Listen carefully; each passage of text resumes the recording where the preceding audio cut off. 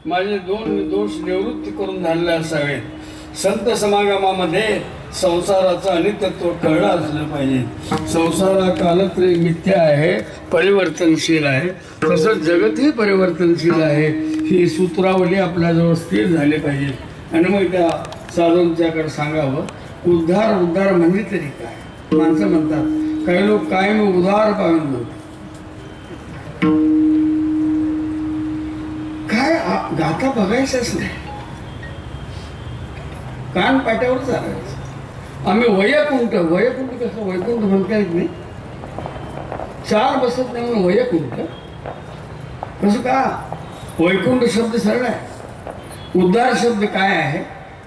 यज्ञकुंडात ते इंगळ असतात, अग्नीचे कण असतात ना इंगळ, त्याच्यावर आलेली पातळशी राख, ती फुंकणीनं फुंकणे, याचं नाव उद्धरण आहे। याचं नाव काय? उद्धरण आहे। असंच आमच्या आत्मस्वरूपावर आवरण नावाचे एक पातळ राख आलेली आहे, पातळ पडदा आहे, आणि तो पडदा विवेक वैराग्याने ज्ञानाने साधनानं फुंकून काढायचं। आणि ते काम, दोन काम तुम्ही करायचं, विवेकाने वैराग्य तुम्ही प्राप्त करून घ्यायचं, आणि ज्ञान देतात ते गुरु तेच ज्ञान, ज्ञाने आत्मदर्शन, दर्शीने समाधान, अते जैसे गुरु घाले ज्ञानांजन, गुरु घाले ज्ञानांजन, गुरु घाले ज्ञानांजन, गुरु घाले ज्ञानांजन, गुरु जावी निज गुण, गुरु जावी निज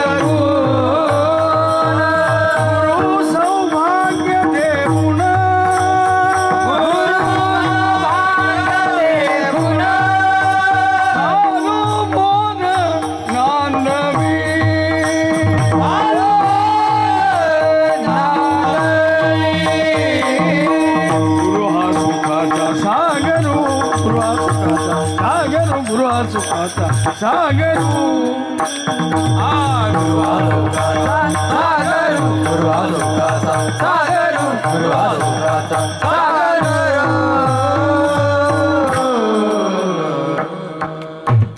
एखाद्या सोयऱ्या रवळ्याकडे गेल्यासारखं गुरुकडे जायचं नाही। तद्विधी पणिपाते न परिप्रश्न रीत आहे। आता ज्ञानाची गरज तरी कोणाला आहे, हा महत्वाचा प्रश्न। तुम्हाला ज्ञानी होऊन मुक्त असं वाटतं का लोकांनी माझ्या पाया पडावं असं वाटतं? नक्की सांगा। लोकांनी पाया पडावं, महाराज म्हणावं, चुकून त्यात दक्षिणा देत त्यात लय महाराज नाही, कळलं नाही प्रमाण। तद्विधी पणिपातेन हा हे श्लोक येण्यापूर्वी काही 4 ओव्या आहेत त्या बघा, बहुतेक बघत नाहीत ते लोक। पुढचं सपाटच असते, ते मागं सपाट पुढं पाठ, त्याच्या पाठीमागच्या 4 ओव्या जर पाहिल्या तर त्या श्लोकाचा तुम्हाला मतीचा अर्थ कळेल। जेत प्रवृत्ती पांगोळ झाली, तर्काची दिटी गेली, इंद्रिय विसरली विषय संगो, ते ज्ञान पैगा, असं सूत्र आहे बघा। विवेकाचा सोस तुटे, वैराग्याचा पांग फिटे, न पाहता भेटते आपण पेते ज्ञान पैगा, पण गेली बोलाचे बोलके पण ठेले, जया माझी सापडले ते ज्ञेय असे, ते ज्ञान पैगा। 3 ओव्या ते ज्ञान याच्याकरता घातले। आता ह्याची गरज आहे का? ज्ञान देणार आहेत, देणेवाला आहे, लेलेवाला कोण आहे? सगळी भांबवलेली भूतं आहे ती। खरी ज्ञानाची गरज कोणाला? ज्याला मोक्ष हवा आहे त्याला, आणि ज्याला अज्ञान रूपानं कळलं त्याला। आता आपण अज्ञानी नाही का? अज्ञान कळलेलं नाही का? तुमचं म्हणणं आहे? मी तुम्हाला जाहीर प्रश्न आहे माझा, अज्ञानी आहात का? अज्ञान कळलेलं नाही? सांगा, जोरात सांगा, लिहूया काय? अर्जुनाला मी अज्ञानी आहे, कळलं नाही, तुम्ही तर कुठकी जाडके पत्ते आहे। जो धर्म संस्थापना करणारा त्याच्यापुढे विश्वासयोगामध्ये धर्म सांगायला, असं केलं तर असं होईल, असं काय? शेवटी अस्त्र काढलं, गुरुन हत्वा, म्हणजे त्या गुरुला मारावं का, ज्याने अस्त्रविद्या दिली वगैरे वगैरे सांगितलं, तोपर्यंत भगवान वाच काहीच नाही त्यामध्ये, निवांत आहेत भगवान। मग एखादा मनुष्य भांडत असेल, दोघं भांडत असतील, एखादा निवांत त्याच्या शिवाय ऐकायच्या, गप्प मारून ऐकायच्या, पण जमणार नाही तुम्हाला. ते म्हणते काहीतरी बोल ना, कारण दुसरी शिवी येण्याकरता त्याला बॅकग्राऊंड असावं लागतं. ते नसल्यामुळं देवा माझं काय चुकलं का, तुम्ही का बोलत नाही. भगवान म्हणतात जाणता तरी म्हणविशी परी नेणी येते न संदेश. तू स्वतःला जाणता म्हणतोस पण अज्ञान सोडायला तयार नाहीस, आणि मलाच तू धर्म सांगतोस, ज्ञानाच्या गोष्टी सांगतो. तू अज्ञानी आहे हे तरी कबूल कर, किंवा कळते हे तरी कबूल कर. कळणाऱ्याला सांगायची गरज नाही आणि अज्ञानाला पण सांगायची गरज नाही. अज्ञान रूपाने ज्याला कळले त्याला उपदेश आहे. ही माणसं विसरतात, आणि ज्यावेळी अज्ञान कबूल केलं तरी सुद्धा सांगत नाही. शिष्यस्त्यम शादिमाम तो प्रपन्नम. मी शिष्य भावानं शरण आलेलो आहे, मला योग्य तो उपदेश करा, मग गीतेला सुरुवात. एवढी अडचण आहे. हॅलो गुरु, मोबाईलचे गुरु नव्हत ते. तत्वमसी वाय कुठे हटलाच बसून चर्चा करण्याचं वाक्य नाही ते. तत्पद म्हणजे काय, त्वमपद म्हणजे काय, अशीपद म्हणजे काय, दोन्हीचं ऐक कसं होतं, त्याचं वाच्यार्थ काय, लक्षार्थ काय, ह्या सगळ्या गोष्टी श्रवणातून गुरूंच्याकडनं शिकाव्या. आणि ज्यावेळी शिकायला जातात ते तू आहेस, ते तू आहेस, ते हे अधिष्ठान वाचक आहे, तू हे जीव वाचक आहे, तू ब्रह्मच आहेस हे ज्यावेळी कळतंय ना,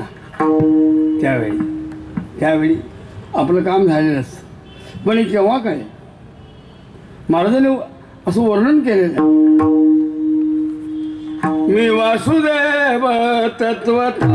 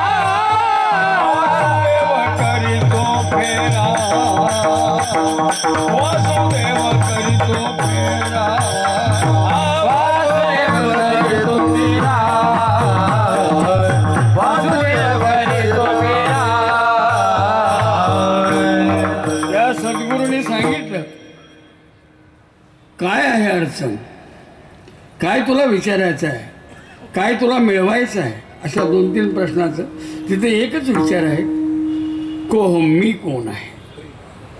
हा प्रश्न असेल तर त्या प्रश्नाचा सद्गुरूशी संबंध येतो. नंतर मी कोण आहे देवाला विचारू नका, आणि मी कोण आहे तिला बी विचारू नका. तिला म्हणजे कळलं असेल तुम्हाला.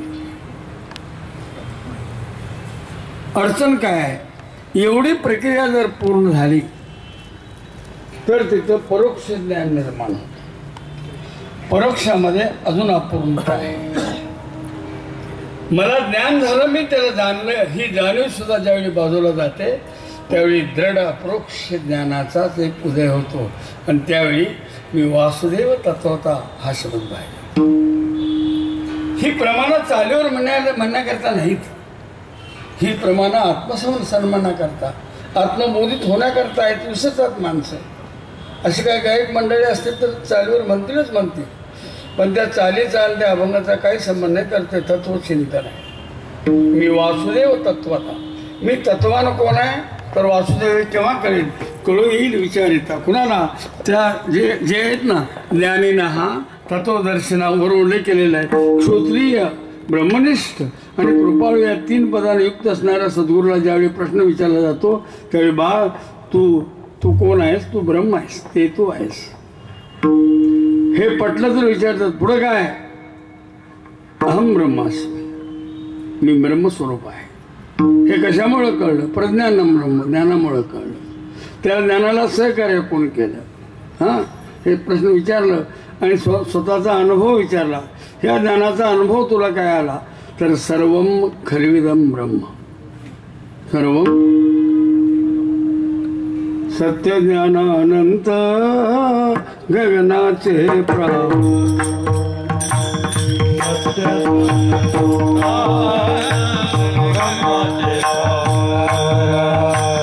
सत्य ज्ञान अनंत गगनाचे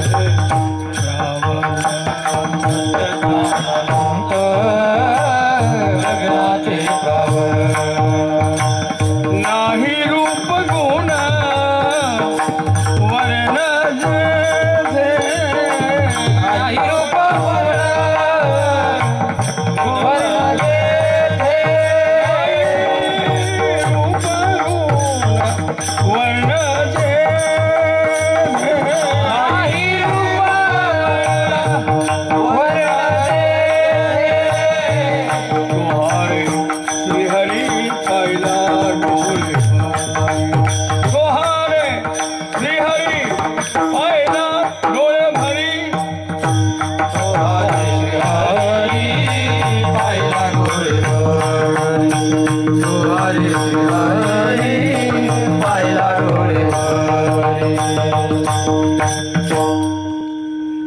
ते पाहिला कसा? या डोळ्याचा पाणेपणा बाजूला सारावा. ह्या डोळ्यात जे दिसतंय ते आस्थी भाती प्रियरूप आहे. ह्या डोळ्यात जे दिसतं ते परिवर्तनशील आहे. हे डोळ्यात जे दिसतं ते त्रिकाला अबाधित सत्य नाही तर मिथ्यात्व नाही. जगत नुसतं खोटं नाही, खोट्यात नाही. स्वप्नातलं मृगजळ किती खोटं असतं, अगोदर जागृतीतलं खोटं असतं. त्यात स्वप्न मिथ्या, त्यात पडलेलं आणि मृगजळ किती मिथ्या. त्या जुहू चौपाटीला एक आंधळा बसलेला होता. आंधळे म्हणतात ना, काहीतरी दान करा, आंधळ्याला द्या, आंधळ्याला द्या, तुमचं भलं होईल. तुम्ही सगळं तर त्यांनीच केलं भलं होण्यासाठी. एका साहेबानं 2 रुपयाची कॉईन टाकली. ती खोटी होती, चालणारी नाही. साहेब असे पुढे गेले, त्या आंधळ्याला कॉईन बघितली. अहो साहेब इकडे आम्हाला दान धर्माला तरी खरं पैसे टाकायचे. साहेब म्हणले ते खोटे रुपये आहेत, पण तुला कसं कळलं? तर मी खरा आंधळा नाही. मग बदल्या बसलो. मग इथं खरा कुठे गेला? तो पिक्चर बघायला. जे जे देखणे सकळ, जे जे देखणे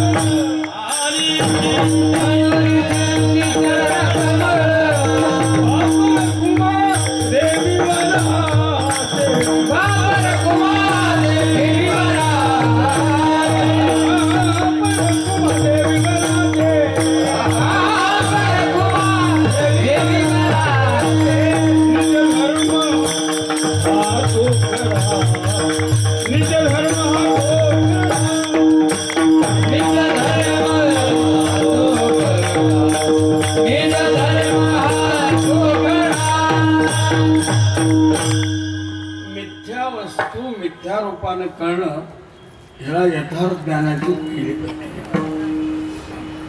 जगताचं देहाचं मिथ्यात्व कळावं.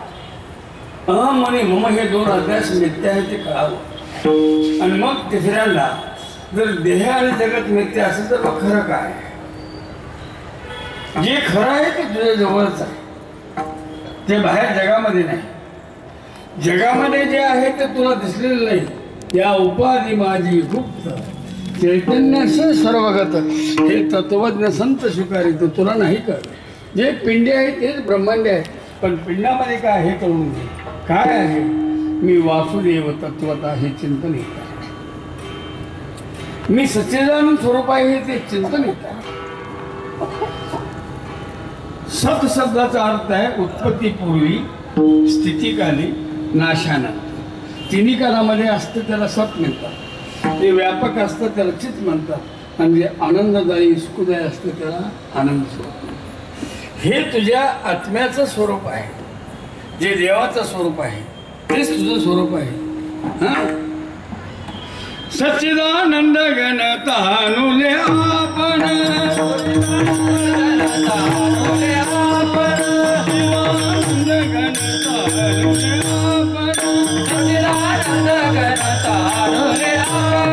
विष्णुदास नामयाने ओवाळले, विष्णुदास नामयाने ओवाळले,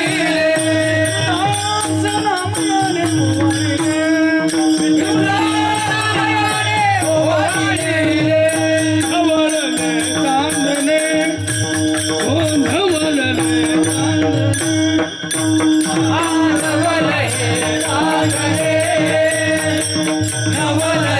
चांदणे, ही ज्ञानाची प्रक्रिया जेव्हा पूर्ण होते त्यावेळी तुम्ही त्या अवस्था त्रयीचा साक्षी असता. जागृती, स्वप्न आणि सुषुप्ती या तिन्हीचं साक्षीत्व असतं. तीन देहाचं अस्तित्व मिथ्या ठरलं असतं. स्थूल, सूक्ष्म आणि कारण. महाकारण देहामध्ये रम्मान झालेलं असतं. त्याला आनंद हे पद प्राप्त म्हणतात. हे पद प्राप्त ज्याला झालेलं आहे तो या जन्ममरणाच्या बंधातून सुटतो. पण ही मुंगी तरी एक ढाळ्यावर चढायला किती वेळ लागेल हे लागेल. मी नेहमी सांगतो, तुम्ही या जन्मातच मुक्त व्हाल असं काय शाबासकी मारू नका. मात्र क्यूला आहात, कर्ममुक्तीला आहात. या जन्मात नाही, पुढच्या जन्मामध्ये. हे केलेलं वाया का जात नाही. तुम्हाला पुनर्जन्म येतो आणि अगदी कमी वेळेमध्ये परमार्थाचं स्मरण होतं. तिथून पुढे तो कार्यभाग चालला असतो. सुचिनाम श्रीमता आगे हे योग भ्रष्टो बिजाय तसं होऊ शकतं. मग ही मुंगी कसं? मुक्ताबाई म्हणली माझ्या मुंगीला पंख नाहीत पण पाय आहेत ना. मुंगीला पाय असतात की नाही? मुंगीला पंख असतात? मुंगीला पंख नसतात? नसतात? असतात? आता शहरात त्या मुंग्या येतात की नाही माहीत नाही. मग तुम्ही ज्या ज्या गावाहून आला ना मुंबईला, त्या गावामध्ये मृग नक्षत्र चालू झालं त्या पंखाच्या मुंग्या निर्माण होतात. ते 10 फूट उडाल्या की पंख गळून पडतात. हां, मुंबईत ना तुमच्या गावात का असेल. हां, पण माझ्या मुंगीला पंख आहेत म्हणले. मुंगी उडाली त्याचे पंखाशी उडणार कसं? ज्ञानोबा आहे म्हणले अरे मुंगीला पंख नाहीत, पाय तर आहेत ना. आहेत का नाही? पाय असणं हे विना पांगळेपणाचं लक्षण आहे. पांगळी नाही माझी मुंगी, पाय आहेत. पांगळा कोणाला म्हणावा? ज्याच्याकडून इंद्रिय दमन झालं नाही त्याला पांगळा म्हणावा. जसं इंद्रिय दमन झालेलं आहे त्याला पायाळू म्हणावा, चाल जातो. माझ्या मुंगीला पायाचा अर्थ माझ्या मुंगीनं इंद्रिय दमन केलेलं आहे. हां, आणि त्या पायाच्या बळानं, त्या दमनाच्या बळानं, त्या विश्वासाच्या बळानं ते तर कुठं चाललेलं आहे. त्यानं कुठं जावं? ज्याशी नाही पंख पाय त्याने करावे काय गा. ज्याशी नाही पंख पाय त्याने करावे काय. चित्ती धरून दृढ भाव पंढरपुराची जायगा. दृढ भाव पंढरपुराची जायगा. इथे फळ पावे क्षेम देऊनी भेटावेगा. इथे फळ पावे क्षेम देऊनी भेटावेगा. विठोबाचा धर्म जागो त्याचे चरणी लक्ष लागो. विठोबाचा धर्म जागो, त्याचे चरणी लक्ष लागो. विठोबाचा धर्म जागो, त्याचे चरणी लक्ष लागो. विठोबाचा धर्म जागो, त्याचे चरणी लक्ष लागो. कुठे गेली दादा माझी मुंगी? जिथे पंख देणारे महात्मे त्यांच्याकडे गेले. इंद्रिय दमन घेऊन गुरूंच्याकडे जा. मुंगी गेली पंढरपूरला आणि ते ज्ञान अन्य ठिकाणी मिळत नाही. कोल्हापूर सोलापूरला जाऊन मिळणार नाही. मिळेल ते ज्ञान आळंदी किंवा पंढरपूर. अन्य ठिकाणी ज्ञान नाही मिळणार. ज्ञानाचा बाजार मिळेल. निष्ठेने पंढरपूर चातुर्मास राहिला, योग्यशा आत्म्याकडून श्रवण केला तरी परिवर्तन झाल्याशिवाय राहणार नाही. आळंदीला राहिला, माधुकरी मागितला तर ध्यानात ठेवायचं. घरचं खाऊन ज्ञान कधी येत नसतं. फार पूर्वीपासून परंपरा आहे. माधुकरीचं अन्न तुम्हाला ज्ञानामध्ये वर नेत असतं आणि घरचं अन्न तुम्हाला तिथल्या संस्कारानं खाली आणत. म्हणून आताचे पोरं माधुकरी मागत नाहीत. घराकडनं पैसे घेऊन आनंदातात. आणि किंवा आता निघाला एक फॅशन, बुवानी हे का मठ काढायचा, त्यात मग पोरं घ्यायची. वर्षा किती? 32,000 रुपये. खाणं पिणं, सुलभ शिक्षण आणि हरिपाठसुद्धा. लबाडी, महालबाडी. नाही, तो काळ असा होता बाबा. शिक्षक पूर्ण आले तर पोरं बोळात शिरायची. आता शिक्षक आणि विद्यार्थी मिळून भवानी पेटी, कहो ना प्यार है. ही वस्तुस्थिती आहे. मी कोणाची निंदा करत नाही आणि मला वस्तुस्थिती सांगण्यामध्ये माझी हिंमत पण कोण हरवून घेणार नाही. कारण का बाप दाखवून तर श्राद्ध घालून सांगणार बुवा आहे. नाही, तिथं गेली ती मुंगी. कोण आहे तिथं? संत भार पंढरीत कीर्तनाचा गजर होतो, तेथे असे देव उभा. तेथे असे देव उभा. संत भार पंढरीत कीर्तनाचा गजर होतो, तेथे असे देव उभा. तिथे असे देव उभा. सखा विरळा ज्ञानेश्वर, सखा विरळा ज्ञानेश्वर. रामयाचा जो जिव्हा, रामयाचा जो जिव्हा. आयशा संता शरण जावे, तनी मने तया घ्यावे. तिथे असे देव उभा. तिथे असे देव उभा. आयशा संता शरण जावे, तनी मने तया घ्यावे. तिथे असे